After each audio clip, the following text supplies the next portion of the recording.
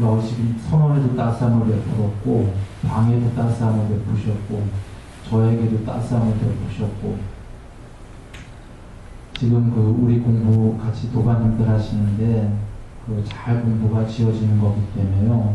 몸만 따스한 게 아니라 마음 공부가 깊어질 거기 때문에 도반님들 마음을 따스하게 지금 하신 거고, 앞으로 또 지금 공부하러 새로 오실 분들도 그 마음을 따스하게 그 행복하게 할 수 있게끔 여러분이 불을 지피신 거예요.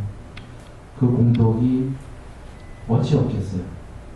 그러니까 더 크게 그 여러분들의 마음으로 더 큰 불이 지펴질 것입니다.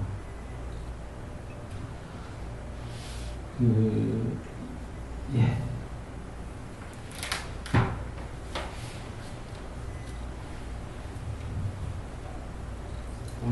오늘 그 원래 사성제 한다고 했었죠? 공지가 안 나갔어요. 그래서 또 내일 모레 그 소림사랑 맞물려 있어가지고요. 그냥 오늘 자유본문입니다. 그리고 그 소림사에서는 깨달음이란 무엇인가를 할 거고요. 그리고는 다음번에 왔을 때에 그때부터 사성제가 들어가겠습니다.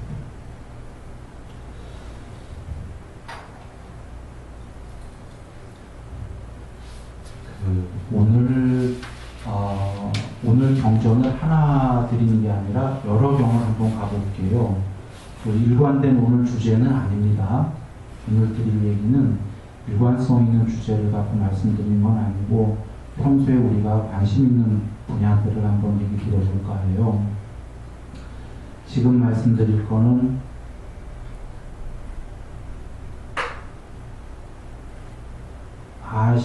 아시반타카 푸타경입니다.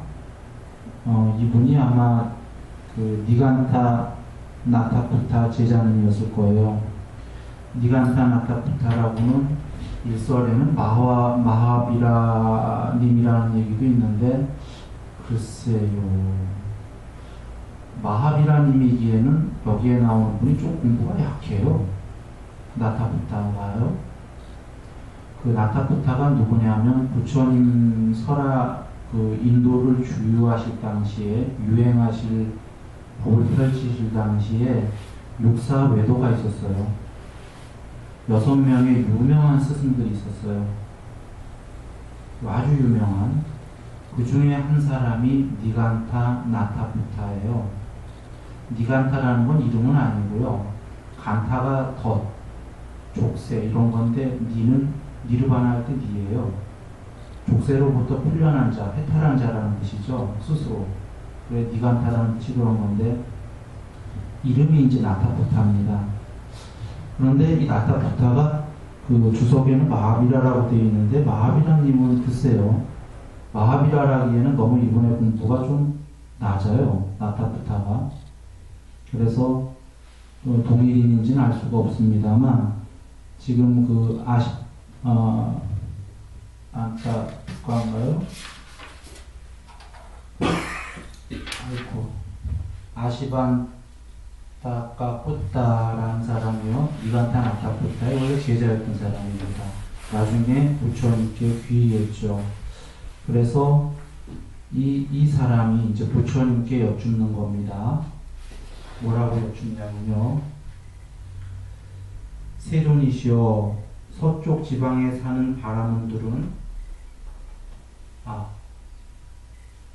물병을 가지고 다니고, 이게 조금 낫지 않나요?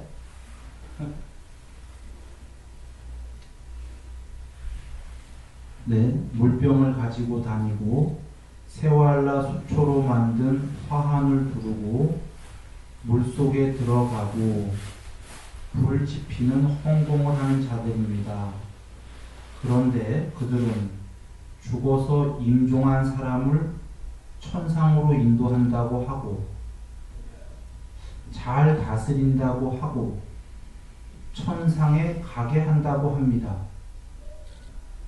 세존이시여, 그러면 세존 아라한 정등 각자께서도 모든 세상 사람들이 몸이 무너져 죽은 뒤에 좋은 곳 또는 천상세계에 태어나게 하실 수 있습니까?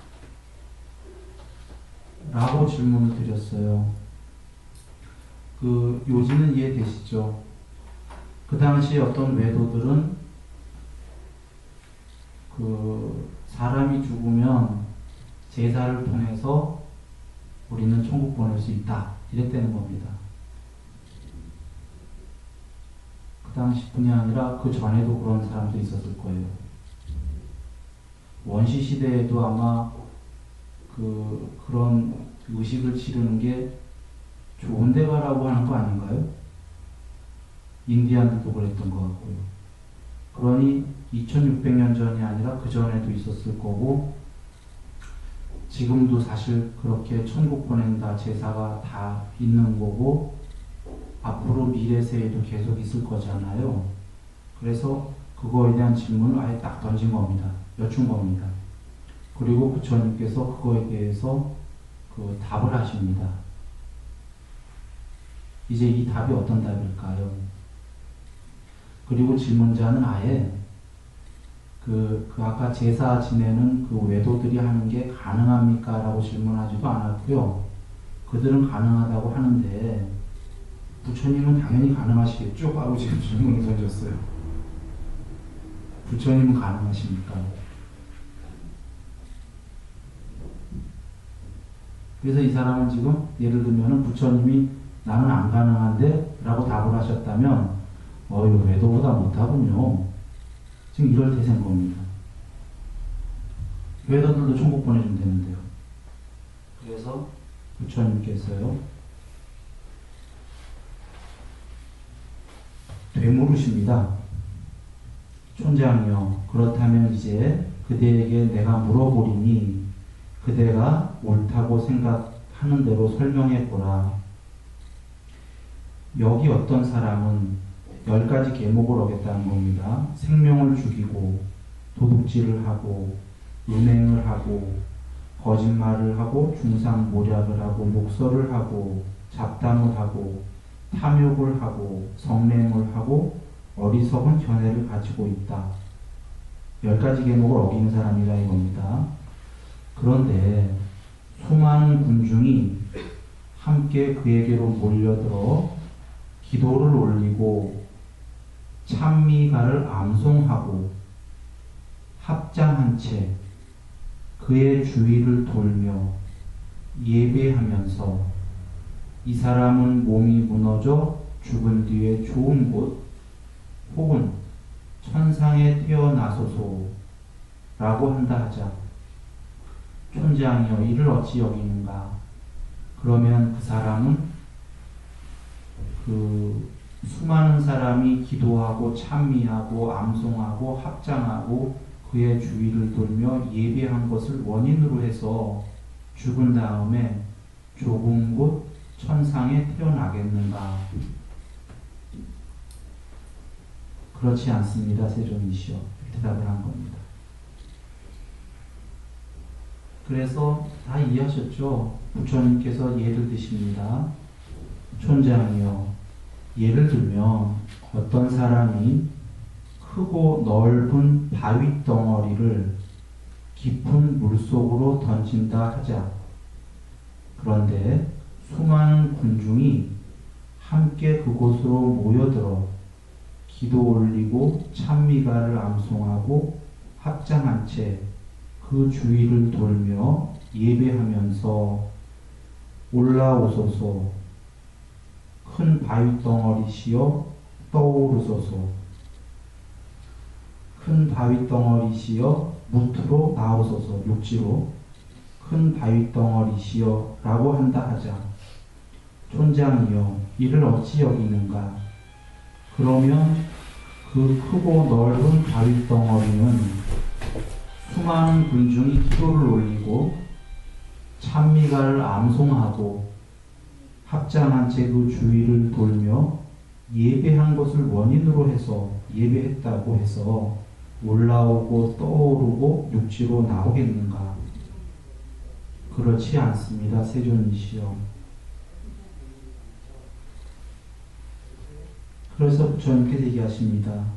그와 같이 10가지 계목을 지속적으로 어겨갖고 죽을 때도 그러고 간 사람은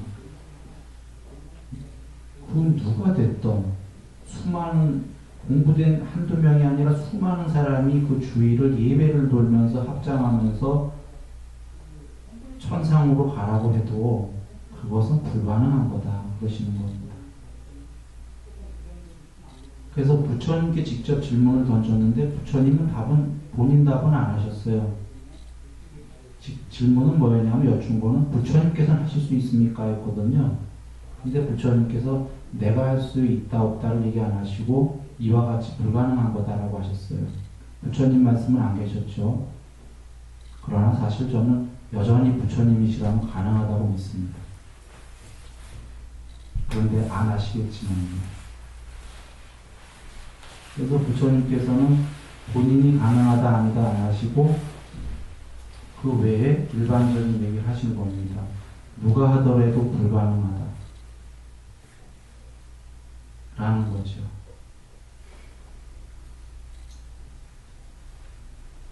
그래 촌장이여 이를 어찌 생각하는가. 여기 어떤 사람은 10가지 계목을 멀리 잘 어느 정도 지켰다라는 겁니다.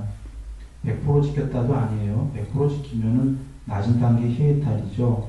어느 정도 잘 지켰다. 멀리 여의고 10가지 계목을 어느 정도 잘 지켰는데 수많은 군중이 함께 그에게로 몰려들어 기도를 올리고 찬미가를 암송하고 합장한 채 그의 주위를 돌며 예배하면서 이 사람은 몸이 무너져 죽은 뒤에 처참한 곳, 불행한 곳, 파멸처, 지옥에 태어나소서라고 한다 하자 저주했다는 거죠.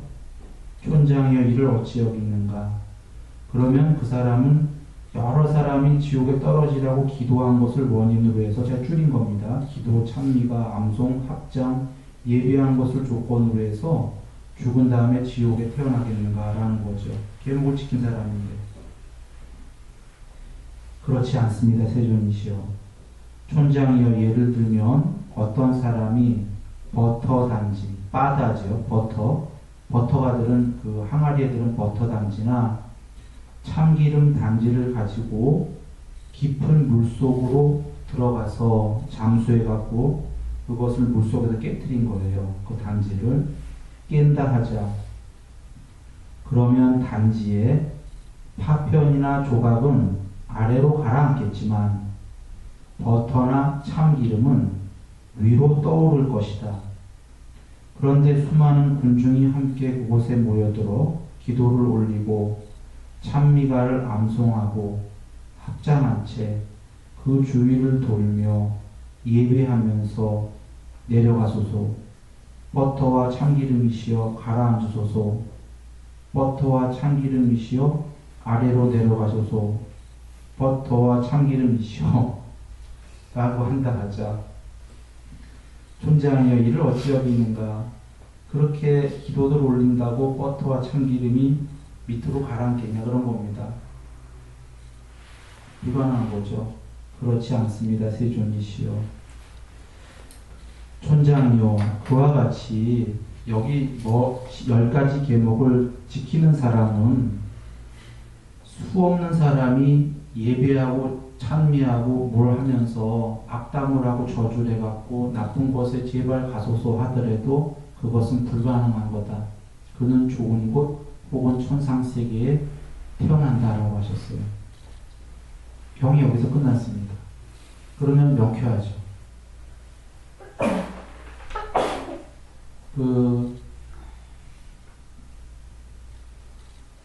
저도 이 말씀을 오늘 알았어요. 전에 알았다면 전에 천도제에 관련한 얘기 드릴 때 이 경의 말씀을 드렸을 텐데 몰랐었거든요. 그러나 전에 천도에 관련해서 드린 말씀이랑 차이는 없죠. 제가 그 천상 보내는 건 불가능하다고 그랬었습니다. 그때도 지금 경에 말씀이 아예 계신 겁니다. 그건 불가능한 거지만요. 그러니까 자기 지은 대로 간 거예요. 가는 거죠. 그러나 전에도 얘기했지만 우리가 그 자식이 죽으면 너무 가슴 아파서 자식을 위해서 기도해 주고 싶죠. 부모님을 위해서 기도해 주고 싶죠. 그거는 인지상정이고 너무 훌륭한 거예요. 그런 측면에서 해야 되는 거죠. 제사 등등이요. 그래서 천국을 또 가시기를 바라는 마음도 인지상정이에요. 그렇게 마음을 또 바라긴 해야 돼요. 그러나 그렇게 보낼 것이다 라고 믿으면 그건 그릇된 견해를 갖고 있는 겁니다. 어리석은 견해를 갖고 있는 거죠. 이건 여기서 끝났고요.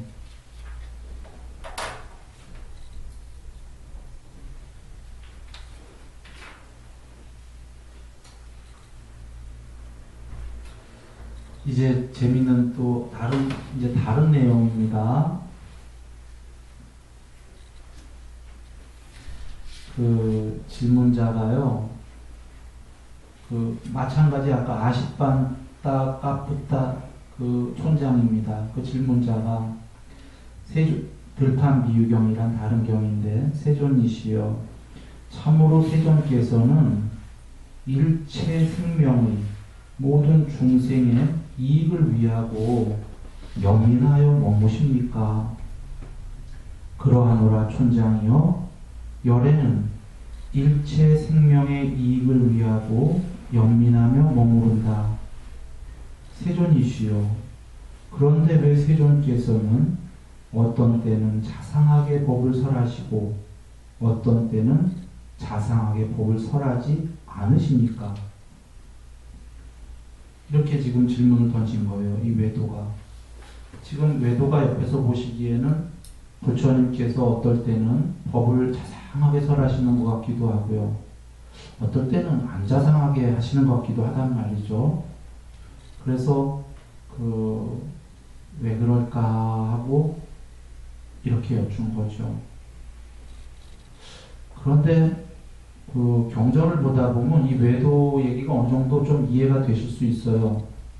왜냐하면 굉장히 자상하게 설하시다가도, 물론 이제 그 앞뒤 정황에 따라 다른 거지만, 어떨 때는 이렇게 좀 간단하게 설하실 경우가 계시단 말이죠.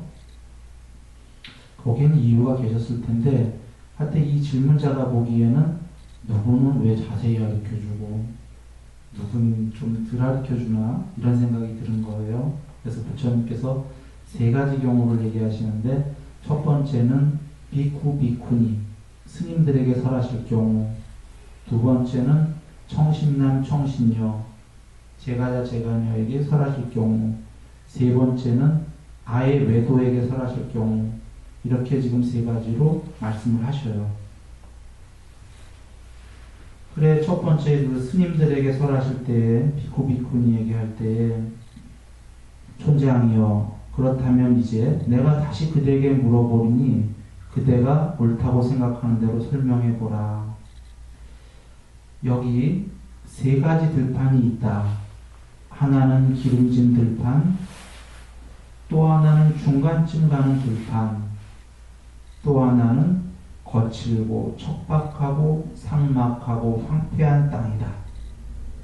촌장이여, 농사 짓는 사람이 씨앗을 뿌리고자 한다면 먼저 어디에다 뿌리겠는가? 먼저 어디다 뿌리실 거예요? 첫째는 아주 기름진 땅, 둘째는 중간 땅, 셋째는 거의 잘 척박하고 삭막하고 황폐한 땅이에요. 어디다 먼저 뿌리시죠? 씨앗을? 당연한 거잖아요. 지금 얘가 그 기름진 땅이 그 비쿠 비쿠니를 말씀하시는 거고요. 중간쯤 가는 땅이 제가남 제가녀 얘기하는 거고요. 삭막하고 황폐한 땅은 외도들 얘기하시는 거예요. 그래 이제 비유하십니다.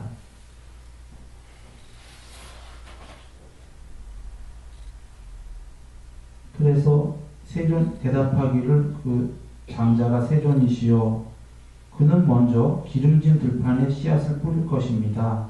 그런 뒤에 중간쯤 들판에 뿌릴 것입니다. 그런 뒤에 거칠고 척박하고 삭막하고 황폐한 땅에다 뿌리기도 하고 또는 뿌리지 않을 수도 있습니다. 이렇게 대답을 하는 거예요. 그것은 무슨 이유냐면 적어도 거기서 나는 것을 소여물로는 사용할 수 있기 때문입니다. 세 번째 땅은요. 그래서 척박하고 삭막하니까 뿌릴 수도 있고 안 뿌릴 수도 있다 이겁니다. 뿌려도 안 날 수도 있으니까요.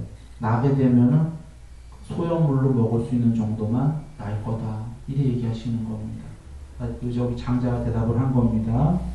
그래서 부처님께서 촌장이여 비코와 비코니들은 저 기름진 들판에 비유된다.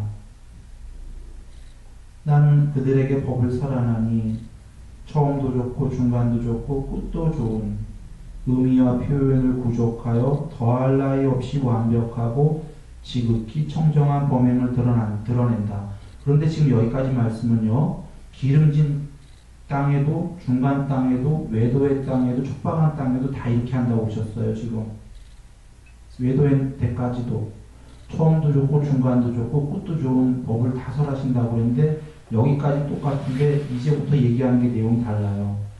여기서부터가 세 경우에 그것은 무슨 이유 때문인가 촌장이여 이들은 비코 비쿠니들은 나를 성으로 삼고 나를 의지처로 삼고 나를 피난처로 삼고 나를 귀처로 삼아 머물기 때문이다. 이게 제가자 제가녀에게도 나와요. 똑같아요. 지금 제가 한 문장이랑 스님들에게 한 거는. 그런데 외도들에게는 이 문장만 안 나와요. 나를 섬으로 삼고 나를 의지처로 삼고 나를 피난처로 삼고 나를 귀처로 삼기 때문이다. 외도들은 안 그러죠. 이 대목을 한번 잘 여겨보셔요. 나를 섬으로 삼았다라는 건요. 표대로 삼았다는 말씀이에요. 이 섬에서 저 섬이라는 피안 얘기하죠. 차안 피안. 저 섬은 해탈이에요. 해탈이 목적인데 부처님을 섬으로 삼았다라는 건 부처님을 표대로, 부처님을 궁극의 모델로, 내가 되고자 하는 궁극의 모델로, 궁극의 인물로, 궁극의 어떤 훈국으로, 거룩한 분으로 표대로 삼았다가 부처님께서 스님들과 제가자 제가녀들은 나를 섬으로 삼았다. 그런 거고요. 일단 첫 번째 목적이고요. 나를 의지처로 삼았다는 건요.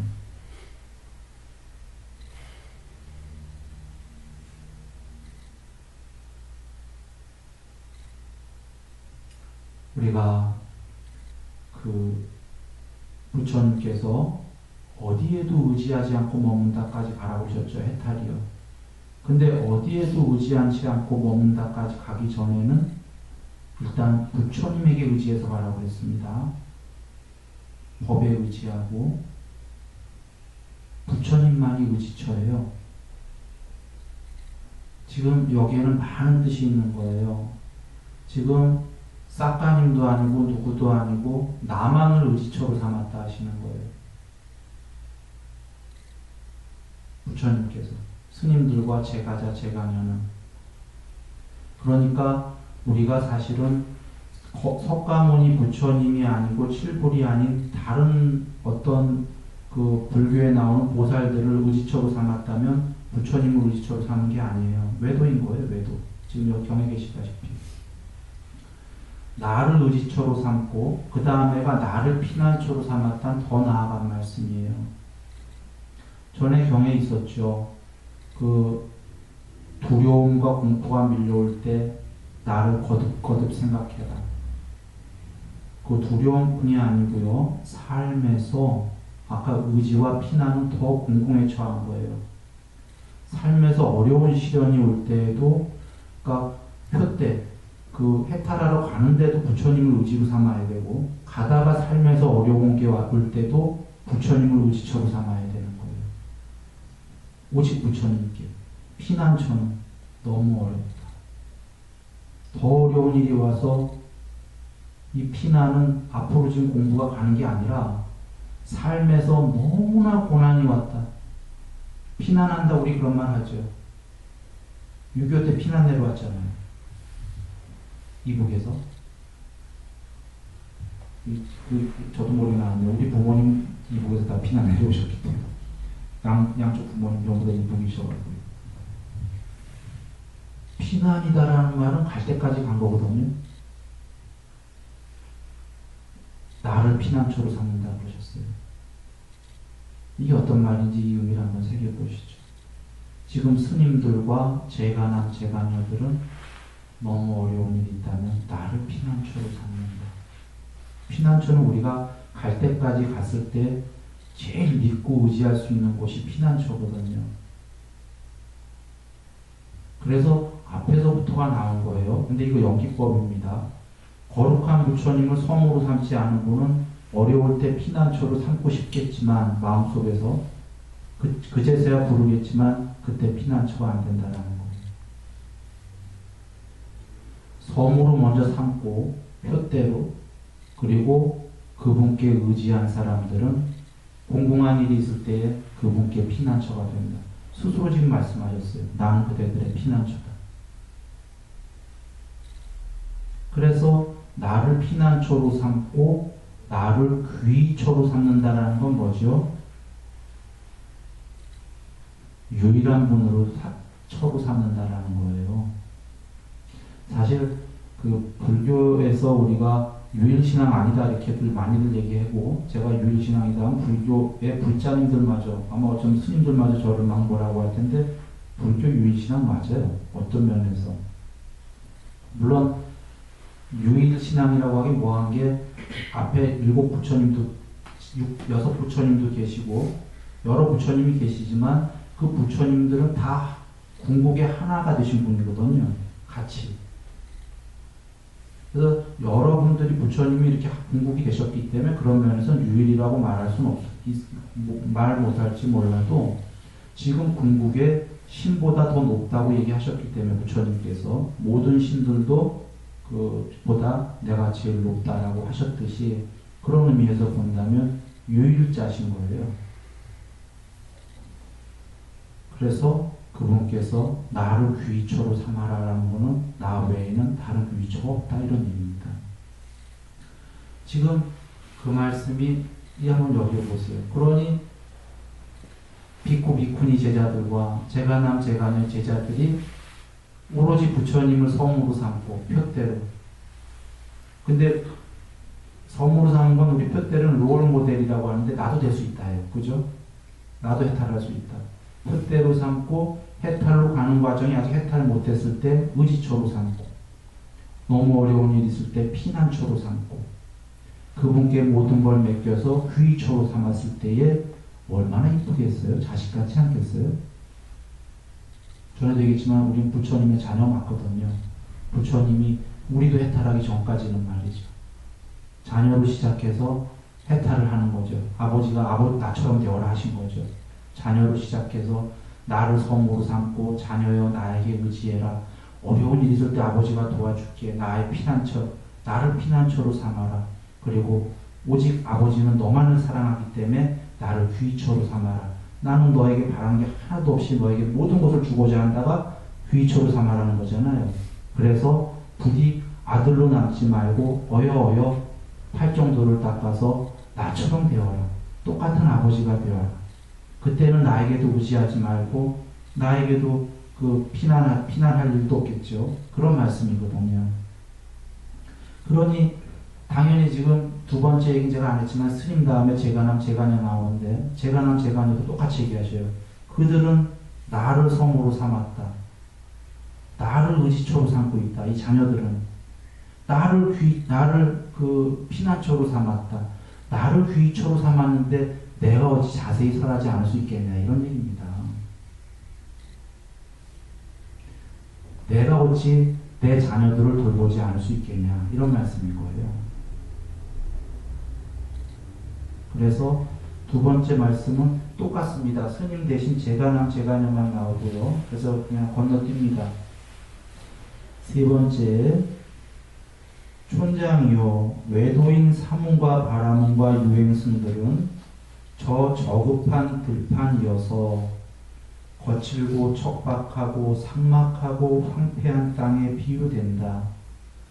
나는 그들에게 법을 설하나니 그 외도들에게도 똑같아요. 시작 처음도 좋고 중간도 좋고 끝도 좋은 의미와 표현을 부족하여 더할 나위 없이 완벽하고 지극히 청정한 범행을 드러낸다. 이거 다음부터가 다른 겁니다.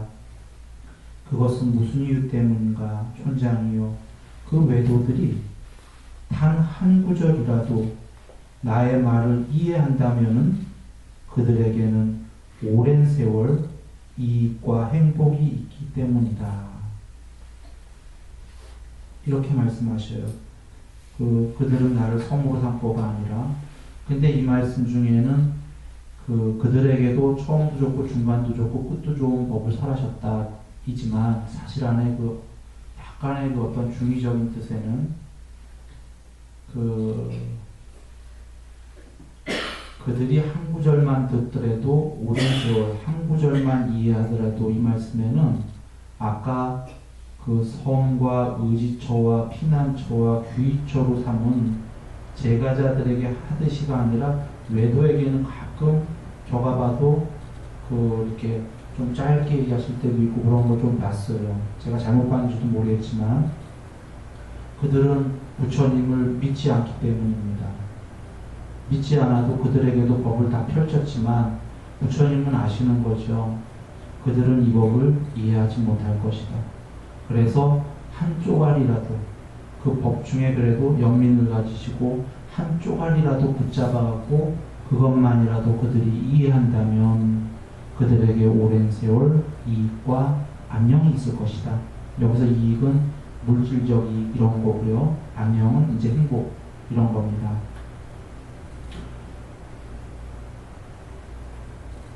그러면 우리가 여기서 알 수 있는 게요.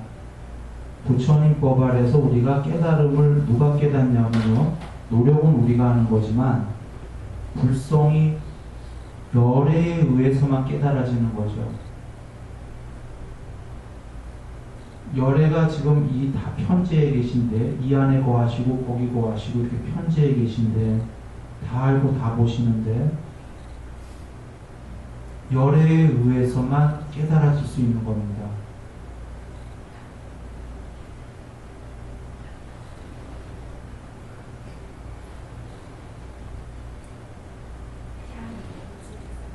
너무 저한테요? 아니면 그렇죠? 네, 너무 진하다고요? 네, 그러면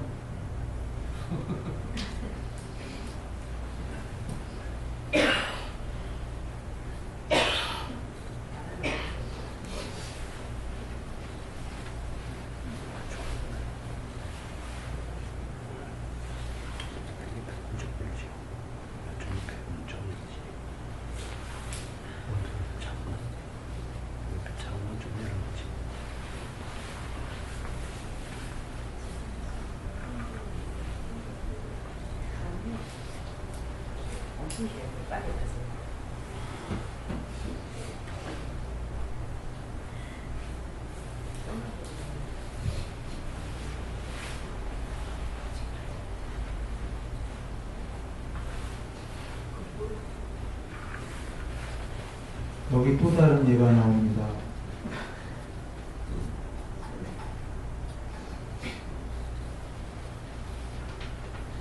다른 예는 이제 물항아리 예로 나오는데요. 첫 번째 그 항아리는 깨지지도 않고 물이 새지도 않는 항아리고요.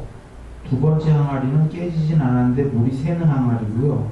세 번째 깨지고 물이 새는 항아리입니다. 이 비유가 깨지지도 않고 물이 안 새는 항아리가 그 비쿠비쿤이고요.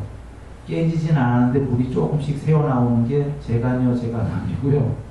깨지고 물이 막 새는 게 외도입니다. 근데 제가남 제가녀에게 왜 깨지진 않았는데 물이 샌다라는 표현은 뭐냐면요.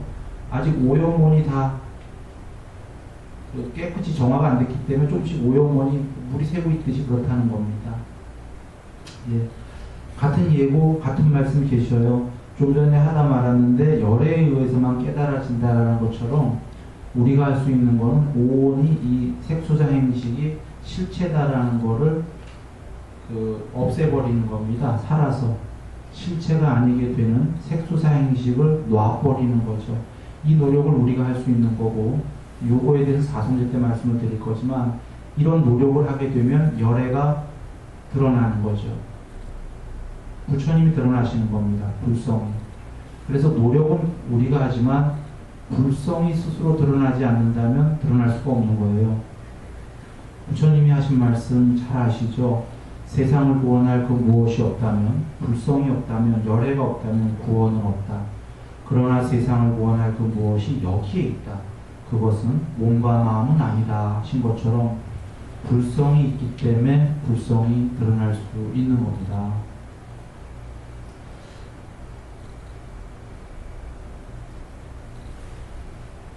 예, 그래서 또 한 경이 끝났습니다. 그리고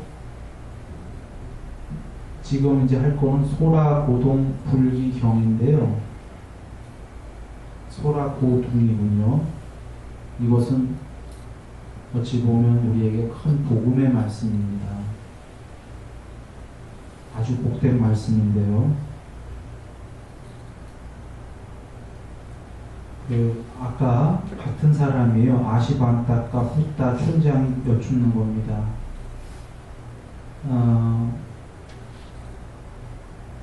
그 촌장이 부처님께 가까이 다가가니까 부처님이 먼저 말을 걸으셨어요. 촌장이여, 니간타 나타 푸따는 제자들에게 어떻게 법을 설하는가?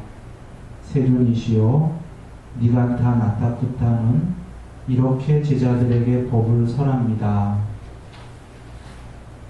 생명을 죽이는 자는 누구든지 악처에 떨어질 것이고 지옥에 떨어질 것이다. 주지하는 것을 도둑질을 하는 자는 누구든지 악처에 떨어질 것이고 지옥에 떨어질 것이다. 음행을 하는 자는 누구든지 악처에 떨어지고 지옥에 떨어질 것이다. 거짓말을 하는 자는 누구든지 지옥에 떨어질 것이다. 그가 사람이 많이 머무는 대로 그는 다음 생으로 죽은 다음에 인도될 것이다 라고 이렇게 법을 설합니다. 즉 10가지 계목 중에 몸으로 짓는 3가지를 하고 거짓말, 말 중에 1가지를 4가지 계목을 얘기했어요. 이 4가지 계목을 어기는 자는 4가지 계목을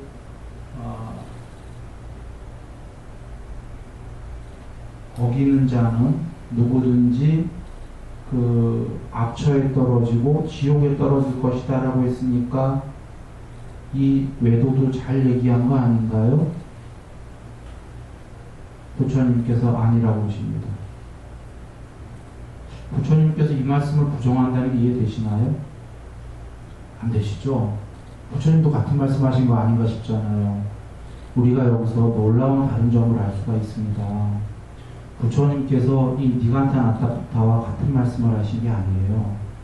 계목에 어떻게 다른가 한번 우리 보겠습니다.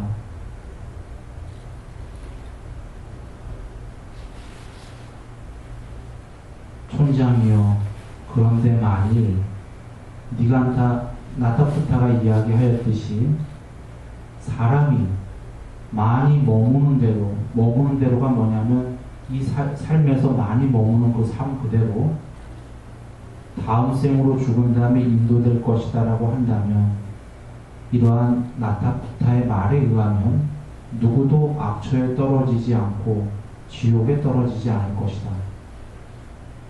왜 그러셨냐면요,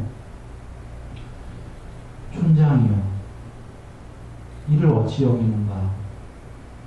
생명을 죽이는 사람을 예로 들어보자. 낮과 밤, 하루 종일에 낮이나 밤에 그가 생명을 죽이는 경우가 더 많은가? 생명을 죽이지 않는 경우가 더 많은가? 하루 중에 생명을 죽이는 게 더 많나요? 안 죽이는 게 더 많나요? 안 죽이는 게 훨씬 많죠. 지금 그와 같이 3가지 계목 다 얘기하십니다. 그 다음에 거짓말도 얘기하십니다. 우리가 비록 거짓말한다고 해도 하루에 거짓말하는 숫자와 안 하는 숫자 따지면 어떤 게 훨씬 많나요? 실수 없을 거야. 안 하는 게 훨씬 많을 거예요. 그래서 그 나타푸타가 얘기했듯이 그대로 그 머무는 대로 따진다면, 하루에 하는 대로 따진다면 안 하는 게 훨씬 많기 때문에 악초도 안 가고 지옥도 안 간다는 겁니다. 나타부타 얘기대로 한다면. 이 나타부타 얘기의 결정적인 잘못이 있는 게요, 뭐냐면 계목을 얘기하면서 이렇게 얘기를 해요. 무조건 조건이 없는 거예요. 그렇게 진자들은 그 나쁜 곳, 파멸처, 최악의 지옥까지 떨어질 것이다 라고 설을 한 거고, 부처님께서 이 뒤에 뭐라고 그러시냐면, 그걸 철저하게 믿은 제자는 그러한 믿음을 놓지 않고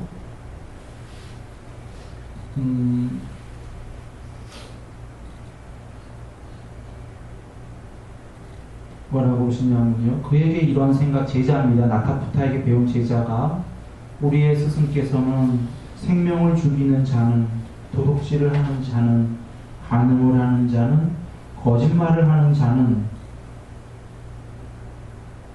악처에 떨어질 것이고 누구든지 예외 없이 지옥에 떨어질 것이다 라는 이런 주장과 이런 견해를 가지셨다.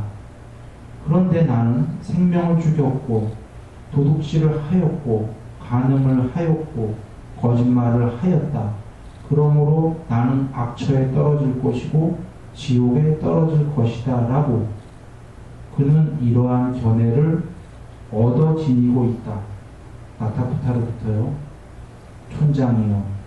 만일 그가 이런 견해를 제거하지 않고 이런 마음을 제거하지 않고 이런 견해를 포기하지 않고 죽으면, 죽을 때 이런 견해를 갖고 죽는다 이런 겁니다. 믿었기 때문에 스승을, 죽을 때도 이런 견해를 갖고 죽으면 바로 악처 아니면 지옥이다 이런 겁니다. 죽을 때 그 견해를 가졌기 때문이에요. 죽는 순간이 중요하죠. 그 견해를 믿으면 지옥이고요. 그나마 그 견해를 안 믿으면 악처예요. 이거 실제 예가 있죠, 경에요. 그 고행하는 힌두교에 소 닮는 고행을 하는 자들이 있어요. 소. 그래서 그 왕이 부처님 앞에 부처님께 얘기를 나누다가도 저기 소 닮는 고행자가 지나가니까 벌떡 일어나서 외치잖아요. 자기 이름을 3번이나 성자인 줄 알고. 그 당시에 소 닮은 사람 고행하는 걸 성자라고 생각했거든요. 힌두교인 외도들은. 뭐냐면 소처럼 기어다니고 소처럼 안 입고 소똥을 먹고 소 닮아가는 거예요. 그래서 부처님께서 저 고행자가, 누가 여쭙죠, 외도가. 저 고행자는 성자죠 하니까 부처님께서 성자가 아니라 저 고행이 완성이 되면 그는 소가 된다.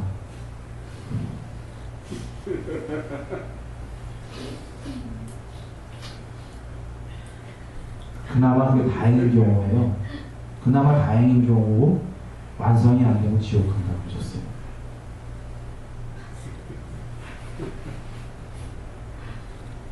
완성되는 게 다행입니다. 근데 지금 제가 그 예를 들어서 얘기 드린 게, 죽을 때 자기가 살생 거짓말을 한 번 했건 두 번 했건 몇 번 하지도 않았는데 거짓말은 악처고 지옥이다라는 이거를 분명히 믿으면 죽는 순간에 100% 믿으면 지옥이고요. 그나마 스승을 덜 믿으면 안 좋은 곳이에요.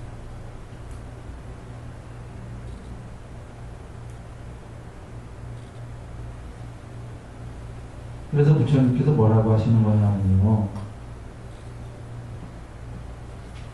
나타부타가 잘못된 게 이겁니다. 여기 열애가 이 세상에 출현한다. 이 열애 10호가 나오십니다. 이렇게 거룩한 분이 부처님이시죠. 세상에 출현하는데 그분은 이렇게 설하신다는 겁니다. 그는 여러 가지 방법으로 생명을 죽이는 것을 책망하고 비난하며 생명을 죽이는 것을 멀리 떠나라고 말한다. 도둑질하는 것을 책망하고 비난하며 도둑질하는 것을 멀리 떠나라고 말한다. 삿된 음행을 책망하고 비난하며 멀리 떠나라고 말한다. 거짓말하는 것을 책망하고 비난하며 멀리 떠나라고 말한다. 그럼 똑같잖아요. 지금 부처님 말씀도 어찌 보면 다른 점이 뭐였죠? 지금 아까 나타부타는 멀리 떠나라고 말한다가 아니라 그렇게 되면 악처와 지옥에 떨어질 것이다 라고 하는 겁니다. 지금 부처님께서는 악처와 지옥 얘기는 지금 아직 안 나오십니다. 멀리 그냥 떠나라고 이야기한다. 촌장이요. 그런데 제자가 이런 스승의 아주 깊은 믿음을 가지고 있다. 그는 이와 같이 숙고한다. 세종께서는 여러 가지 방법으로 생명 죽이는 것, 도둑질, 간음, 거짓말을 멀리 떠나라고 얘기하셨다. 그런데 나는 이런저런 정도까지는 생명을 이미 죽였다. 그런데 이런저런 정도까지는 나는 이미 도둑질을 했다. 그런데 이미 이런 정도까지 나는 간음을 하였고 이런저런 정도까지 거짓말을 하였다. 그런데 그래서 나는 그것은 옳지 않았으며 좋지 않은 것이었다. 그래서 나는 그것에 대해서 후회하고 있지만 그러한 나쁜 업을 짓지 않을 수는 없었을 것이다. 과거에 이미 진 거다 이런 겁니다. 질 수밖에 없었다.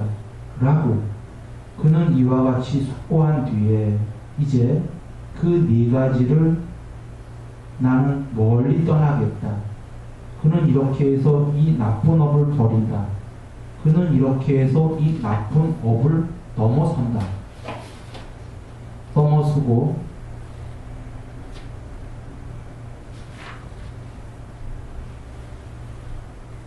이렇게 해서 그는 삿된 견해를 버리고 다른 견해를 가진다.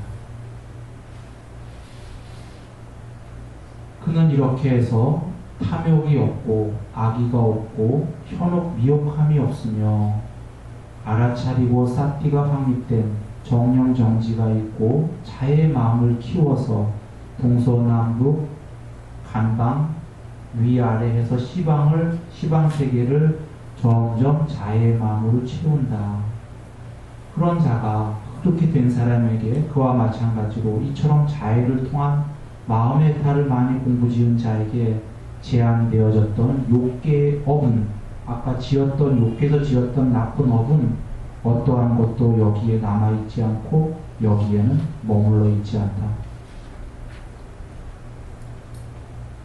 이해되셨나요? 아까 니간타나타부타가 한 얘기는 그런 걸 지으면 악처에 떨어지고 지옥에 떨어진다 한 거고요. 부처님께서는 그게 아니다라는 겁니다. 그런 걸 멀리 여위라고 얘기하시고 분명히 책망을 하시지만 그래서 제자는 이걸 듣고 공부를 여적껏 지나간 건 어쩔 수 없었다. 내가 한 건 사실이다. 해탈 못했으니 다 계목 어기는 거 사실이거든요. 공부의 정도차가 다르지. 그래서 나쁜 건 나는 지옥이다 이러는 게 아닙니다. 지금부터라도 공부를 지어서 잘하면 되는구나 해서 공부를 잘 지어서 공부가 커질수록 아까 욕계에서 지은 업이 어디에 있단 말인가 너무나 커졌기 때문이죠. 공부가 시방의 마음이 됐기 때문에. 이해되시죠? 이것이 바른 법이다라는 겁니다. 그러나 여기에는 계신 말씀이 뭐냐면 이렇게 공부를 지어라 하지만 부처님께서도 얘기하셔요. 나쁜 10가지 계목을 어기면은 파멸처 지옥이다 얘기하셔요. 나타부타처럼. 그런데 뭐가 다른 줄 아세요? 나타부타랑 다른 게 나타부타는 아예 단정적으로 얘기하는 거고요. 부처님은 죽을 때까지 그렇게 하면이라는 말씀이 되신 거예요. 죽을 때까지 계속 어겨서 죽을 때 그렇게 죽으면이라는 얘기예요. 부처님 말씀이.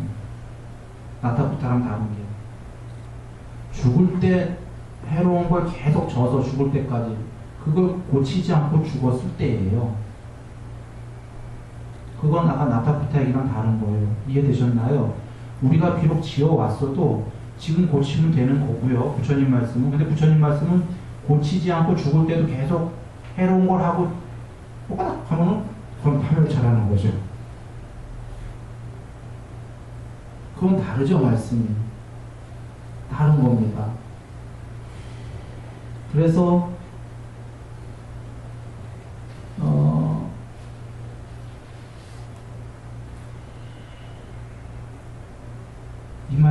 이번에는요, 전에 소금덩이 경을 잠깐 얘기 드렸는데 그 경을 얘기 드려볼게요. 소금덩이 경에 지금 계셔요.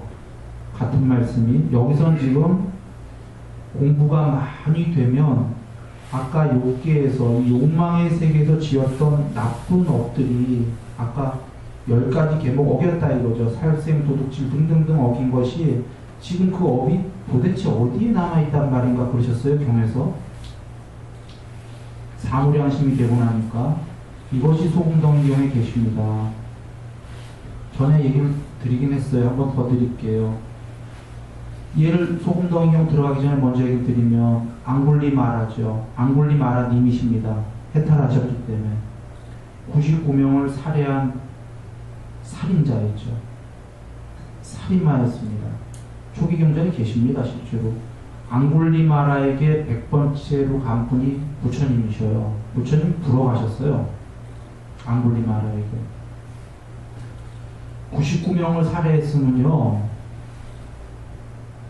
엄청난 죄입니다. 지금 그 죄가 이분 근데 해탈했잖아요. 그 생에. 그러면 지금 여기 보시죠. 해탈했는데 지옥도 안 가고 해탈해버리셨다는 말이에요. 그 얘가 지금 99명을 살해한 죄가 어디에 남아있단 말인가 이렇게 되는 거예요.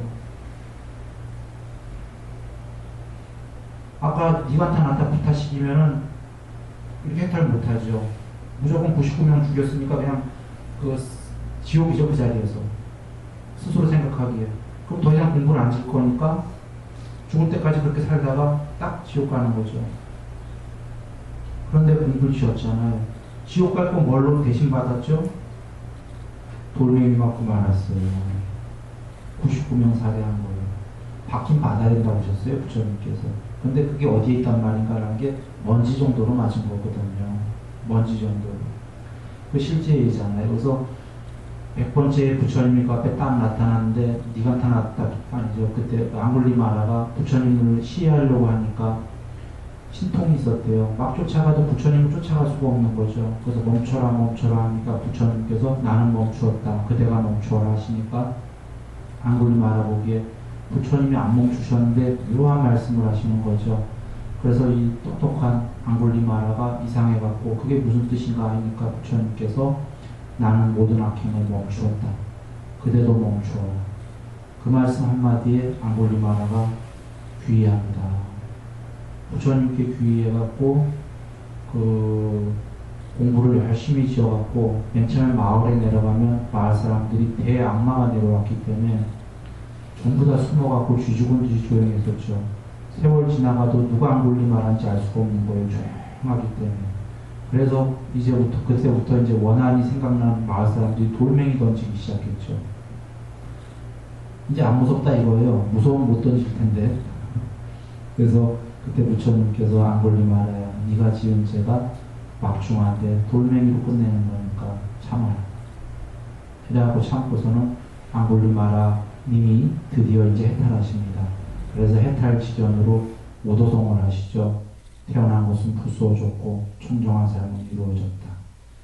하여야 할 일은 다하여 마치었고 더 이상의 윤회란 없다 하고 해탈을 하십니다. 예. 그래서 제가 지금 복음이라고 얘기 드린 거예요. 사실 우리가 많은 경우에 나는 계목을 어겼는데 이거 어떡하나, 이게 이 응보가 어떡하나, 이거 참 큰일이다, 이렇게 우리 배웠기 때문이죠. 응보는 사실이에요. 있는데 그게 지옥을 갈 거를 먼지로 맞고 말 수가 있다는 거예요. 이게 다른 거죠. 돌멩이로 맞고 말 수가 있기 때문에. 그래서 그 소금덩이 경을 한번 얘기해 보겠습니다. 부처님께서 1시간 됐군요. 5분만 쉬었다가 소금덩이 경 얘기하겠습니다.